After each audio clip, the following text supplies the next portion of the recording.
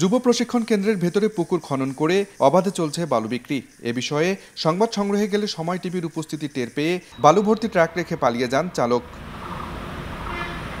অনুসন্ধানে জানা যায়, গেল 1 মাস ধরে সরকারি বিধি না মেনেই ড্রেজার মেশিন দিয়ে বালু উত্তোলন করে স্তূপ করা হয়েছে। তবে বিষয়টি জানতে চাইলে প্রতিষ্ঠানটির কেউই মুখ খুলতে রাজি হননি।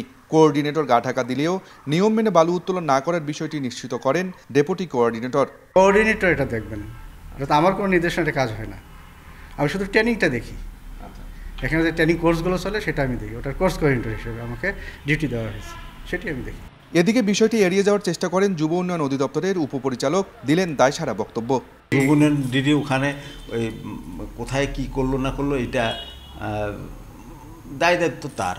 যদি সেটা আইনগত দিক থেকে করে কোনো অবৈধ কাজ করে থাকে অবশ্যই দায়িত্ব তার। 1, 2, 3 ঢাকায় জমি জিতে নিন 100% ক্যাশব্যাক সহ 20 কোটি টাকার পুরস্কার। তবে নিয়ম নীতি তোয়াক্কা না করে কিভাবে সরকারি প্রতিষ্ঠানের ভেতর পুকুর খনন করে বালু বিক্রি করা হচ্ছে সেই বিষয়ে তদন্তের দাবি স্থানীয়দের। আব্দুর রশিদ জীবন, সময় সংবাদ, রংপুর।